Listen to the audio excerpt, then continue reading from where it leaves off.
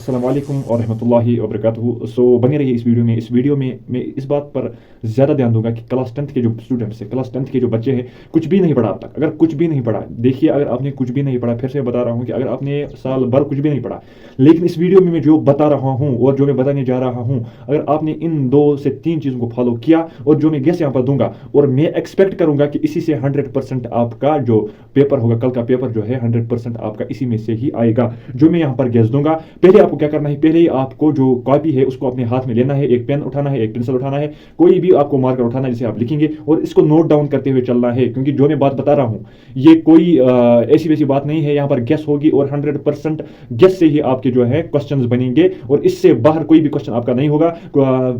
20 से 30 टॉपिक्स में जो है आपको दूंगा, in physics, in chemistry, in biology, जो भी आपके जो डाउट होंगे वो यहाँ पर सब क्लियर होंगे। तो इसलिए आपको बता रहा हूँ कि अभी आपको क्या करना है, अभी आपको पेंसिल और पेन निकालना है, पेन और जो कॉपी निकालनी है, और यहाँ पर नोट डाउन करते हुए चलना ही होगा। तो हाँ, उठा लिया आपने पेन और पेंसिल, पेन और कॉपी आपने उठा ली। तो अब मैं यहाँ पर बात करने जा रहा हूँ फिजिक्स के रिलेटेड। फिजिक्स में 10th क्लास के बच्चे, 10th क्लास के स्टूडेंट्स को जिन्होंने कुछ भी नहीं पढ़ा, चलिए मैं मानता हूँ कि 50% उन्होंने पढ़ा है, और वो बता रहे हैं कि हमको फुल मार्क्स चाहिए, हमको फुल पेपर करना होगा जेके बॉस में, और हम उसको किस तरीके से करें आप कुछ गेस दीजिए। मुझे बहुत सारी कॉल्स आ गई, मुझे बहुत सारी मैसेज आ गई, मुझे एसएमएस आ गई कि आप थोड़ी सी गेस दीजिए। आपने क्लास 11th को भी दिया या क्लास 12th को भी आप दे रहे हैं, तो हमें क्लास 11th 10th को भी आप थोड़ी सी गेस प्रोवाइड कीजिए। और यहाँ पर जो क्वेश्चन होंगे, यहाँ पर जो टॉपिक्स होंगे, तो पहले हम बिना टाइम वेस्ट किए बिना ही हम चलते हैं फिजिक्स की ओर, कि फिजिक्स में कौन कौन से टॉपिक्स आपको करने हैं जो लास्ट मोमेंट पे आपको करने होंगे, और इससे आपका जो मार्क्स हैं वो बूस्ट अप होंगे, क्योंकि लास्ट पे कोई सारा कुछ नहीं किया जाता, कुछ ही जो डेफिनेट टॉपिक्स होते हैं वही किया जा सकता है। तो चलिए हम चलते हैं। पहला जो आपका लेसन है, जो आपका चैप्टर है फिजिक्स में,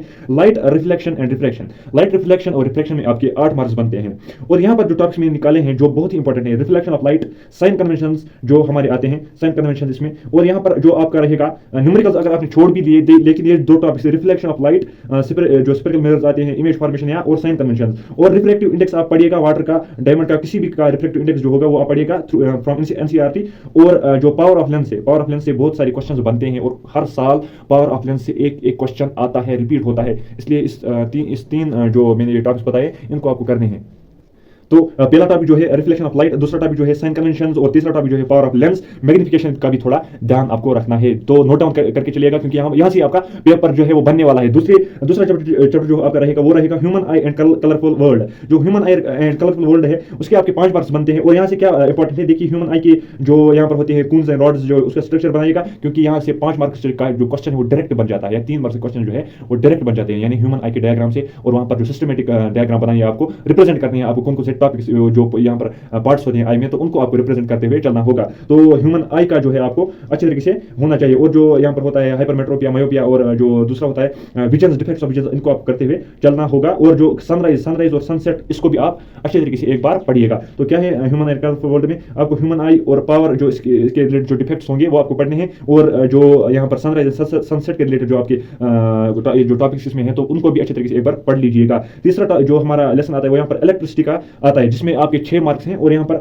मैं बता रहा हूँ कि जो आपको पढ़ना है वो पहला ही पढ़ना है कि इलेक्ट्रिक चार्ज क्या होता है, इलेक्ट्रिक चार्ज क्या होता है, इलेक्ट्रिक करंट क्या होता है, वो आप पढ़िएगा। ओहम्स लॉ को आप अच्छे तरीके से एक बार पढ़ के जाना है। पोटेंशियल डिफरेंस को एक बार पढ़ के जाना है, पोटेंशियल डिफरेंस की डेफिनेशन, ओहम्स लॉ की डेरिवेशन, और ओहम्स लॉ क्या कहता है इसको आपको पढ़ के जाना है। करंट, इलेक्ट्रिक करंट की डेफिनेशन, इलेक्ट्रिक चार्ज की डेफिनेशन, और इसको आपने पढ़ के जाना है। रेजिस्टेंस थोड़ी बहुत आपको ऊपर से पढ़नी है, और यहाँ पर जो मोस्ट इंपॉर्टेंट है इसकी न्यूमेरिकल, जो अगर आपने नहीं की लेकिन इन टॉपिक्स को आपको पढ़ना ही होगा। Concept of electric charge, Ohm's law को पढ़ना है, पोटेंशियल डिफरेंस क्या होता है, यहाँ पर रेजिस्टेंस और रेजिस्टिविटी, यहाँ पर इसको भी आपको करते हुए चलना है। मैंने पहले ही बताया कि आपको जरूरी एक नोटबुक उठानी है, क्योंकि इस तरीके से नहीं होगा, नोटबुक आपको उठानी है और यहाँ पर इसको पढ़ते हुए चलना होगा।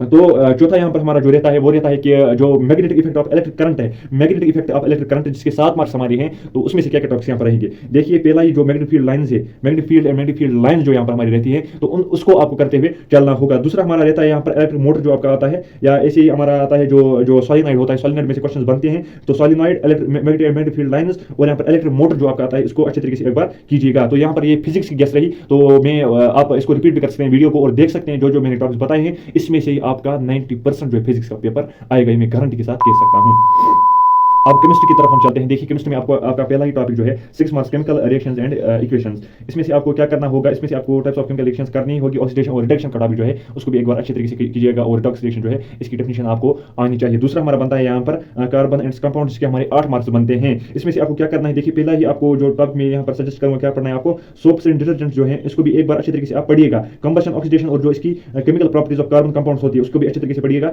और थोड़े बहुत जो है यहाँ पर अल्केन, अल्कीन और एल्काइन और एलोट्रॉप्स ऑफ कार्बन इसको एक बार अच्छे तरीके से आप पढ़िएगा। तीसरा हमारा रहता है यहाँ पर metals and non metals. Metals and non metals में difference between metals and non metals, और यहाँ पर आता है हमारा कि कोरोजन क्या होता है, इसमें इसको भी आप एक बार अच्छे तरीके से पढ़िएगा। यहाँ पर आता है हमारा extraction of metals according with activity series and defining of metals, इसको भी आप अच्छे तरीके से एक बार ध्यान दीजिएगा। Physical properties of metals and non metals, और यहाँ पर हमारा रहेगा सोप जो कोरोजन होता है उसमें से टॉपिक आपका रहेगा। और यहाँ पर हमारा रहेगा कि जो एक्सट्रैक्शन ऑफ मेटल्स है उसमें से भी आपको आपका टॉपिक बन सकता है। और यहाँ पर रिएक्टिविटी सीरीज ऑफ मेटल्स जो है उसको भी आप अच्छे तरीके से याद कीजिएगा, क्या रिएक्टिविटी है उसको भी एक बार अच्छे तरीके से आप अच्छे तरीके से नजर आपको मारनी है उससे। तो लास्ट जो हमारा टॉपिक यहाँ पर रहता है केमिस्ट्री का, वो रहता है acids, base and salts. Acids, base and salts में क्या आपको करना है, देखिए एसिड्स क्या होते हैं, बेस क्या होते हैं, साल्ट्स क्या होते हैं, इनकी डेफिनेशन आपको करनी ही करनी है। इसके अलावा देखिए मैं ये गेस दे रहा हूँ, मैं यहाँ पर आपको बता रहा हूँ, लेकिन इसके अलावा भी आपको पढ़ना होगा, क्योंकि यहीं से 50% जो है आपका बनेगा पेपर, यहाँ पर 50% यहाँ पर गैस से बनेगा। चाहे कोई भी यूट्यूबर आपको गैस दे, कोई भी सर आपको गैस दे, कोई भी जो आपको गाइड करने वाला है वो आपको गैस दे, उसमें से 50% बनता है, लेकिन 50% चांस है कि इसमें से जो है पेपर नहीं आएगा।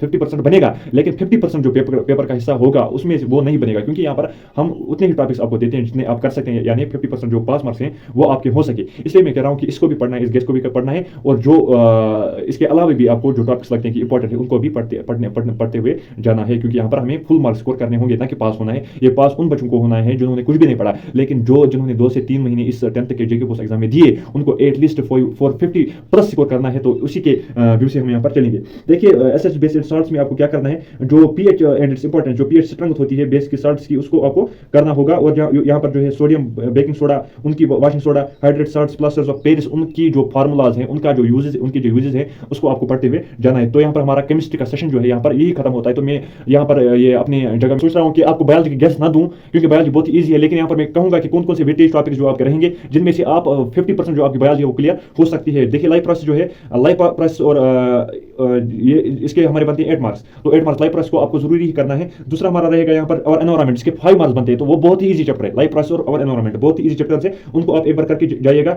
और दूसरा हमारा रहेगा कंट्रोल एंड कोऑर्डिनेशन, ये थोड़ा सा टिपिकल टॉपिक है, लेकिन अगर आप हाउ टू ऑर्गेनाइज रिप्रोड्यूस इसको करेंगे एक बार अच्छे से, ये आपका 6 मार्क्स का बनता है। हेरिडिटी जो आपकी है तो उसके 3 मार्क्स है, लेकिन यहाँ पर वो टिपिकल टॉपिक है, उसको अगर आप स्किप भी करेंगे तो कोई मसला नहीं, लेकिन यहाँ पर life process, control and coordination, how to organise reproduce और एनवायरमेंट तो करके ही जाना है। इसके अलावा आपको कुछ नहीं करना है। अगर हेरिडिटी को स्किप करिएगा भी, लेकिन इन 3 से 4 टॉपिक्स को जो है जो आपको जरूरी करके हुए जाना है, क्योंकि वहां पर जो हमको फुल बायोलॉजी स्कोर करनी होगी, क्योंकि 3 मार्क्स जो है फिर आप कुछ भी उसमें लिख सकते हैं। कंसेप्ट थोड़ा रखिएगा 3 मार्क्स का, तो आप कुछ भी, क्योंकि इसमें से 3 मार्क्स जो है, इसमें से 3 मार्क्स का क्वेश्चन बन सकता है या 2 मार्क्स का क्वेश्चन बन सकता है हेरिडिटी में। तो इसलिए मैं आपको बोल रहा हूं कि इस पे ज्यादा फोकस नहीं कीजिए, फोकस आप कीजिए खाली लाइफ प्रोसेस पे, कंट्रोल एंड कोऑर्डिनेशन पे, how to organise reproduce and environment पे, जो आपका 95+ जो आपको 95+% जो आपकी बायोलॉजी कवर कर सकता है विदाउट हेरिडिटी। हेरिडिटी में आपको कोई कुछ ज्यादा नहीं पढ़ना है, क्योंकि 2 से 3 मार्क्स का क्वेश्चन आएगा, वो आप खुद भी लिख सकते हैं। तो मैं उम्मीद करता हूं कि आपने लेक्चर फुल देखा होगा और नोट डाउन किया होगा जो पॉइंट्स मैंने बताए, तो अच्छे तरीके से कल जाइएगा और अच्छे तरीके से without any depression, without any problem आप अच्छे तरीके से फुल मार्क्स स्कोर करके आएगा। यही मैं आपकी तरफ से उम्मीद रखता हूँ। Thank you.